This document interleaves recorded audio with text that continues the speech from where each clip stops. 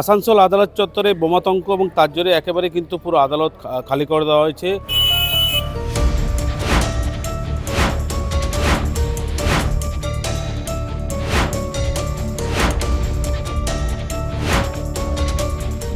ঠিক ছবিটা দেখাবো।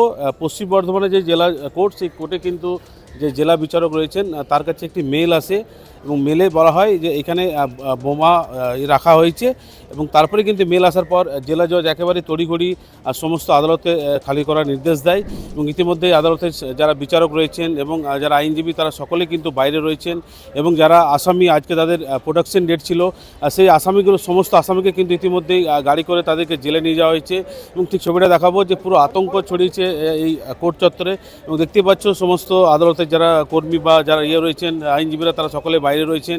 ইতিমধ্যেই পুরো পুলিশ কিন্তু পুরো জায়গাটিকে ঘিরে ফেলা হয়েছে। ইতিমধ্যেই ডগ স্কোয়াড এসছেন এবং তারা ইতিমধ্যেই তল্লাশি চালানো হচ্ছে। ঘটনাস্থলে আসানসোল দুর্গাপুর পুলিশ কমিশনারেটের আধিকারিকরা রয়েছেন, তারাও কিন্তু সরজমিনে খতিয়ে দেখছেন। তবে যেটা সূত্রের খবর যে আজকে ঠিক সকাল 11টা নাগাদ ডিস্ট্রিক্ট জাজ যিনি রয়েছেন দেবপ্রসাদ নাথ তার কাছে একটি মেল আসে এবং মেলে বলা হয় যে এখানে বোমা রাখা হয়েছে এবং এই মেল আসার পরেই কিন্তু একেবারেই ডিস্ট্রিক্ট জাজ সকলের নিরাপত্তার জন্য তিনি ইতিমধ্যেই আদালত খালি করার নির্দেশ দেন এবং তিনি এখানে উপস্থিত রয়েছেন যাতে কোনো ধরনের কিছু না ঘটে, সমস্ত বিষয়টা তিনি পর্যবেক্ষণ করছেন এবং পুলিশ আধিকারিকদের সঙ্গে তিনি বারে বারে কথা বলছেন। এখানে ছবিটা দেখাবো যে এই যে দেখতে পাচ্ছ যে কোর্ট, সেই কোর্টে কিন্তু ইতিমধ্যেই পুলিশ পুরো ঘিরে ফেলা হয়েছে এবং ভিতরে ডগ স্কোয়াড দিয়ে কিন্তু একেবারেই পুরো এলাকায় তল্লাশি চালানো হচ্ছে এবং আসানসোল দুর্গাপুর পুলিশ কমিশনারেটের পুরো আধিকারিক রয়েছেন, ডগ স্কোয়াড রয়েছেন এবং ইতিমধ্যে দুটি ডগ স্কোয়াড আনা হয়েছে এবং ইতিমধ্যে জেলা কোর্টে পুরো তল্লাশি চালানো হচ্ছে এবং পুরো এলাকা জুড়ে তল্লাশি চলছে এবং ঠিক ছবিটা দেখাবো পাশে যে কোর্ট রয়েছেন পুরো কোর্ট বিল্ডিং কিন্তু ইতিমধ্যেই খালি করে দেওয়া হয়েছে এবং যেটা ডিস্ট্রিক্ট জাজ জানিয়েছেন যে যখন মেল আসে, মেল আসার পরেই কিন্তু তড়িঘড়ি আদালত পুরো চত্বর কিন্তু খালি করে দেওয়া হয়েছে। ইতিমধ্যে এখনও তল্লাশি চলছে, তবে এখনও পর্যন্ত কিছু পাওয়া যায়নি, তবে সমস্ত বিষয়টা কিন্তু পুলিশের তরফে নজরদারি করা হচ্ছে। অর্গানাইজেশন থেকে মেল এসছে যে আমাদের এখানে কোথাও বোম প্লান্ট করা হয়েছে এবং একটা সময় সেটাকে হয়তো করা হবে। এটা মেবি এ হোক্স কল, কিন্তু আমরা সবার সিকিউরিটির জন্য আপাতত সেফটি সিকিউরিটি মেজারটা নিচ্ছি। বোম স্কোয়াড এসে গেছে এবং এখানে এসে গেছে, তাদেরকে এখানে করা হচ্ছে, আর কিছু না। আপনাদেরও সহযোগিতা চাইছি। বয়ানে কি লেখা আছে? বয়ানে লেখা রয়েছে যে কোনো একটা অর্গানাইজেশন এখানে এটাকে প্ল্যান্ট অলরেডি করে দিয়েছে, অলরেডি বোমটাকে প্ল্যান করে দিয়েছে, সেই জন্য পুলিশ থেকে এখানে নেওয়া হচ্ছে। আমরাও সেফটি সিকিউরিটি মেজার নিচ্ছি, আর কিছু না। টাইমটা এসছে 11টা, সাড়ে 11টা, সবাইকে অনুরোধ করছি যাতে জায়গাটা খালি করে দেয়। এই জন্য আমি সবাইকে চেষ্টা করা হচ্ছে যে সবাই জায়গাটা খালি করে দেওয়ার জন্য। আইনজীবীদের মধ্যে কিন্তু আতঙ্ক ছড়িয়ে পড়েছে, যেভাবে ঘটনা ঘটেছে তারাও কিন্তু আতঙ্কিত, একেবারেই কিন্তু তারা আতঙ্কে রয়েছেন। যদিও এখনও পর্যন্ত কোনো তল্লাশিতে কোনো রকম বিস্ফোরক বা কিছু মেলেনি, তবে যেহেতু মেল এসছে সেই কারণে কিন্তু নিরাপত্তার দিক থেকে কিন্তু একেবারেই বিষয়টি নজর দেওয়া হয়েছে এবং তারপরে তড়িঘড়ি কিন্তু পুলিশের তরফে একেবারে তল্লাশি চালানো হচ্ছে। ইতিমধ্যে আসানসোল দুর্গাপুর পুলিশ কমিশনারের আধিকারিকরা রয়েছেন এবং আসানসোল দক্ষিণ থানার পুলিশ রয়েছেন সহ অন্যান্য যে পার্শ্ববর্তী থানা তারাও কিন্তু আধিকারিকরা চলে এসেছেন। অর্থাৎ বলাই যাবে যেভাবে মেল এসছে সেই মেলের পরে কিন্তু একেবারে আদালত চত্বরে পুরো খালি করা হয়েছে এবং তারা কিন্তু আইনজীবীরা কিন্তু বাইরে রয়েছেন, পুলিশ কিন্তু পুরো আদালত চত্বর ঘিরে ফেলেছে। তবে যেটা সূত্রের খবর যে যখন জেলা জজের কাছে একটা মেল আসে, সেই মেল আসার পরে কিন্তু জেলা জজ একেবারেই আদালত খালি করার নির্দেশ দিয়েছেন। তার পরবর্তীকালে পুরো আদালত কিন্তু খালি। আজকে আদালতের কোনো কাজকর্ম কিন্তু হয়নি বা প্রোডাকশন ডেটও কিন্তু যাদেরকে আসামি আজকে প্রোডাকশন ডেট ছিল সেগুলো কিন্তু করা হয়নি, যেহেতু এই মেল আসার কারণে যে বোমাতঙ্ক, সেই বোমাতঙ্কের কারণে কিন্তু সেগুলো এখন আপাতত ব্যাহত অর্থাৎ বন্ধ করা হয়েছে।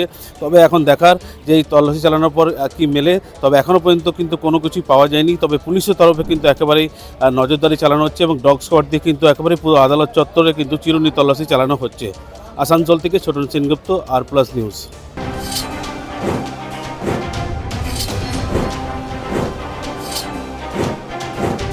জঙ্গি সন্দেহে কলকাতা থেকে গ্রেপ্তার মালদার যুবক উমর ফারুক। মানিকচক বিধানসভার গোপালপুর গ্রাম পঞ্চায়েতের অসীমতলা এলাকায় এই উমর ফারুকের বাড়ি। সেই গ্রামে আমরা গিয়েছিলাম এবং সেখান থেকে জানতে পারি যে উমর ফারুক ভিন রাজ্যের যে শ্রমিক, সে শ্রমিক পাঠানোর কাজ করতো এবং পরিবারের যেটা দাবি যে উমর ফারুককে যে জঙ্গি সন্দেহে গ্রেপ্তার করেছে পুরোপুরি তাকে ফাঁসানো হয়েছে, সে কোনোভাবেই এই কাজের সঙ্গে যুক্ত নয়। আমরা যেটা দিল্লি পুলিশ সূত্রে জানতে পারছি যে এই উমর ফারুক সে নাকি জঙ্গি সন্দেহে তাকে গ্রেপ্তার করেছে এবং জঙ্গির যে কার্যকলাপ, যে কাজকর্ম সে তার সঙ্গে যুক্ত ছিল। কিন্তু পরিবারের সদস্যরা যখন এই পুলিশ মারফত জানতে পারে এবং সে সে পরিবারের সদস্যরা, তার বাবা রয়েছে, তার স্ত্রী রয়েছে এবং মা রয়েছে, সন্তান রয়েছে, তারা কিন্তু কান্নায় ভেঙে পড়েছেন। এবং যারা প্রতিবেশী তারাও জানাচ্ছেন যে ওমর ফারুক কোনোভাবে এই জঙ্গির সঙ্গে যুক্ত নয়, তাকে ফাঁসানো হয়েছে। কারণ সে কলকাতায় কাজ করতো, ভিন রাজ্যে যে শ্রমিক সেখানে পাঠানো হতো এবং সেখানে ভিন রাজ্যে সে কাজ করতো বলে জানা যাচ্ছে। পাশাপাশি আমরা জানতে পারছি তার পরিবারে তার একটি ভাইও রয়েছে এবং ওমর ফারুক পরিবারের বড় সন্তান। সে কাজ করতো এবং সেখান থেকে টাকা উপার্জন করে পরিবারকে সে পাঠাতো। বিগত কয়েক বছর ধরে সে কলকাতায় থাকতো এবং পরিবারের সদস্যর কাছে আমরা আরো জানতে পারছি বিগত 2 মাস আগে সে বাড়িতে এসেছিল এবং তার পরিবারের সদস্যের সাথে কথাবার্তা বলে আবার সে চলে যায়। এখানে লেখাপড়া করে বাচ্চাটাকে দেখি, কিন্তু বাইরে কি করে ওটা আমরা দেখি কিসে পড়াশোনা করতো না বাইরে খাটতো? না। পড়াশোনা করতো। কিসে পড়তো? কোন ক্লাসে পড়তো? আমি উচ্চ মাধ্যমিক দেখেছি, তারপরে আমাদের সঙ্গে তার ওরকম ই নাই। শিক্ষিত ছিল? হ্যাঁ, শিক্ষিত ছিল। ও কালকে যেরকম মোবাইলে দেখলাম কিংবা আমি এখানে শুনেছি, হ্যাঁ। তো মোবাইলে খবর দিয়েছে যে একটা জঙ্গি হিসাবে কথা বলছে। আচ্ছা। হ্যাঁ, তো ছেলেটা তো আমরা তো আর অতটা জানি না কি করে, কিন্তু আমরা গ্রামে দেখতে পাচ্ছি যে ছেলেটা ওই চাকরির জন্য ছুটাছুটি করে।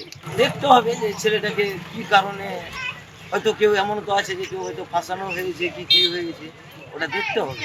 আমার সঙ্গে দেখা করেছে, তো তো টেনে হয়ে যাচ্ছে, ভেঙে পড়ে যাচ্ছে।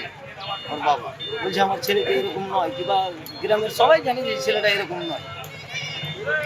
একটা আতঙ্ক তো থাকবে যে একটা গ্রামের ছেলেকে কি হলো না হলো নিয়ে চলে গেল, কিংবা জঙ্গি বলে কি বলছে, আতঙ্ক তো হবে।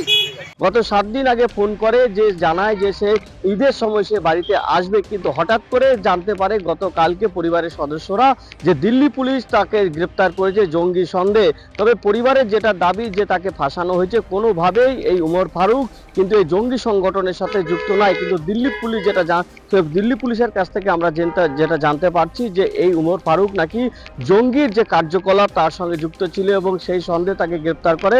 মোট 8 জনকে গ্রেপ্তার করে, তার মধ্যে মালদার এই ওমর ফারুক রয়েছে, এমনটা কিন্তু আমরা জানতে পারছি। কিন্তু আজকে সকালে আমরা যখন পরিবারের কাছে যাই এবং সেখানে জানতে পারি যে পরিবারের সদস্যরা তারা কান্নায় ভেঙে পড়েছেন এবং গ্রামের যারা রয়েছেন সে গ্রামের কিন্তু একবার স্তব্ধ পরিবেশ। সেখানে পরিবারের সদস্য থেকে শুরু করে গ্রামের যারা গ্রামের মানুষ রয়েছেন তারা তার বাড়িতে ভিড় করছেন এবং তারা কোনোভাবেই মানতে পারছেন না যে ওমর ফারুক এই জঙ্গি সংগঠনের সঙ্গে যুক্ত। মালদা থেকে বিশ্বজিৎ মণ্ডলের প্রতিবেদন, আর+ নিউজ। না বলতে গেলে সমস্যা। আপনি কিছু বলেন না? আমরা বললি প্রাণে বাঁচবো না, হেঁচু থাকে তাদের কাছে। না বললেই তো মারবে, হুমকি দেবে। এসআইয়ের চূড়ান্ত তালিকা বের হতে আর হাতে গোনা কয়েকটা দিন, তারপরেও অনুপ্রবেশ কাঁটায় সিটিয়ে নদিয়া জেলার করিমপুর সীমান্তের মানুষ রাতের অন্ধকারে পারাপার হচ্ছে বলে দাবি স্থানীয়দের।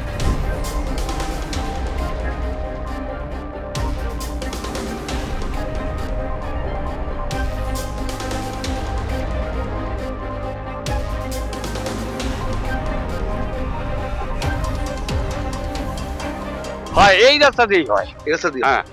আপনি কিছু বলেন না? আমরা বললি প্রাণে বাঁচবো না, হেঁচু থাকে তাদের কাছে। না বললেই তো মারবে, হুমকি দেবে।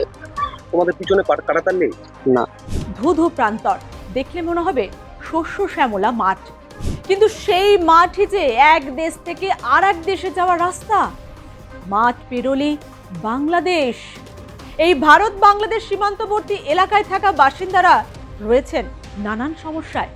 কাঁটাতারবিহীন ধুধু প্রান্তরই ভয়ের কারণ। নদিয়া রানাঘাট থেকে করিমপুরের বিভিন্ন জায়গায় সীমান্তে কাঁটাতার নেই। রাত হলেই অনুপ্রবেশ বেড়ে চলেছে বলে অভিযোগ স্থানীয়দের। থেকে একদম করিমপুর পর্যন্ত যেটা আমরা দেখে যাচ্ছি, বিভিন্ন জায়গায় কাঁটাতার নেই। কেননা কাঁটাতার নেই, অনুপ্রবেশ কিন্তু রাতের অন্ধকার রাত হলে কিন্তু বাড়ছে। কেননা যারা বর্ডার সংলগ্ন তারা বাড়ি, তারা বসবাস, তারা কিন্তু আতঙ্কে আছেন। কেননা বিভিন্ন জায়গায় দেখা গেছে কাঁটাতার নেই, সেই কাঁটাতার নেই, তারা কিন্তু প্রচন্ড আতঙ্কে আছেন। এই মহিলারা কিন্তু তারা আতঙ্কে আছেন, কেননা আর বেশ কদিন পরে কিন্তু খসড়া তালিকা, এসআইয়ের খসড়া তালিকা প্রকাশিত হবে। তারপর কিন্তু আরো অনুপ্রবেশ বাড়বে, এরকমই সম্ভাবনা এখানকার স্থানীয় বাসিন্দারা অভিযোগ করছেন।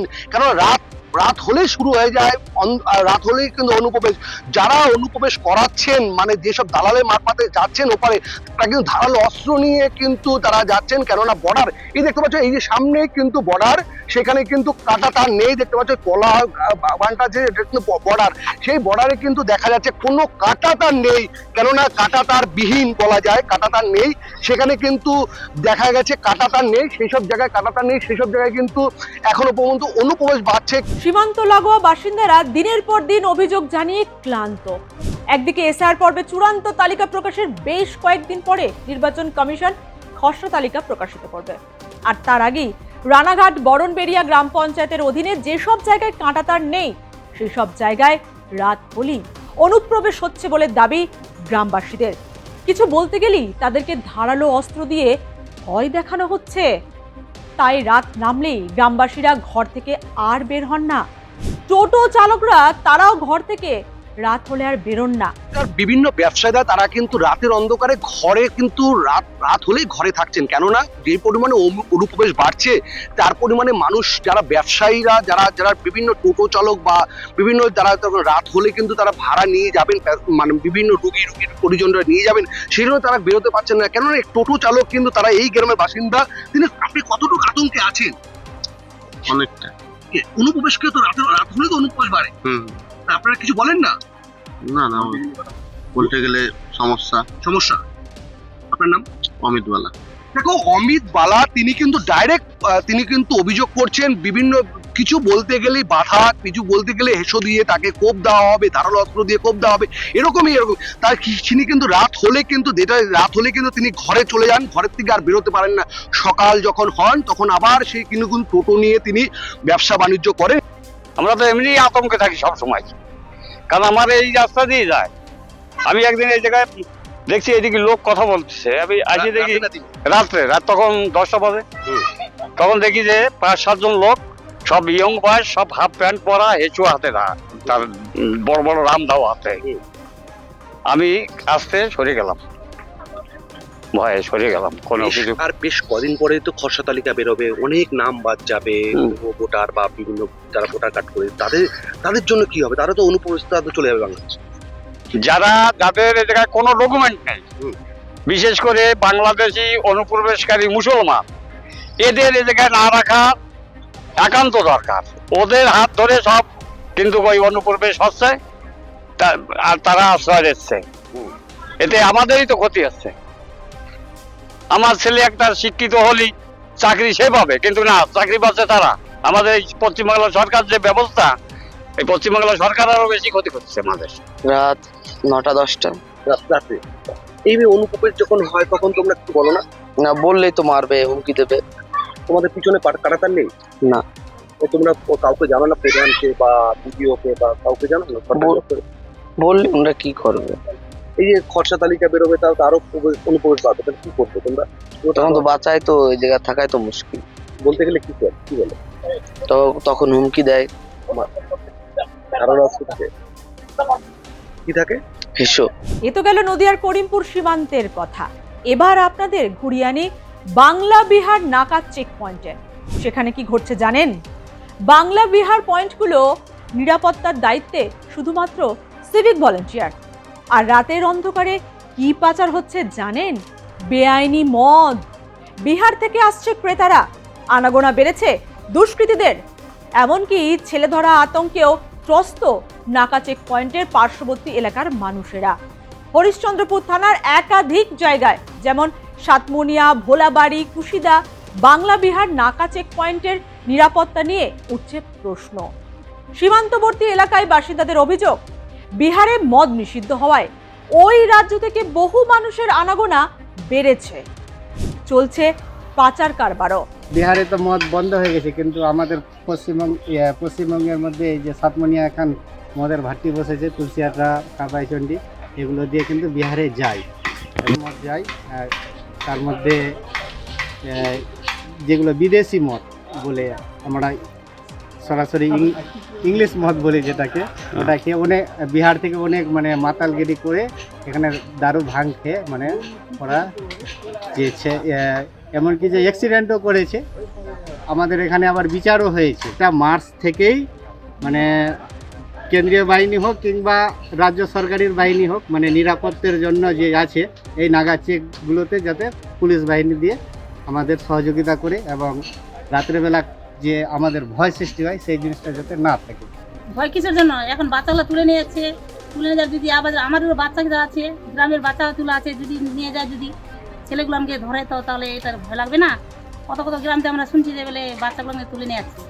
এইগুলো সিভিল আছে, সিভিলকে এগুলো তো মোবাইলে দেখছে, ওরা মোবাইল দেখে ওরা টাইম পাস করছে, কিন্তু এখানে পুলিশের দরকার চাই, পুলিশ হলে বেশি ভালো এখানটায়। ভয় লাগছে, ভয়ে অনেক বই যে কাকু যদি ট্রেনে চলে যাবে, এখানে কই বলবে না কি কিছু করবে না, হ্যাঁ এটাই আছে, ভয় লাগছে এখানে।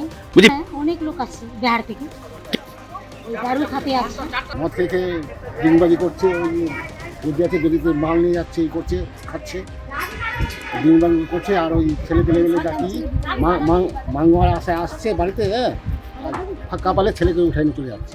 স্থানীয়রা আতঙ্কের সিটিয়ে আর রাজনৈতিক নেতা নেত্রীরা একে অপরের দিকে দোষ দিতে ব্যস্ত।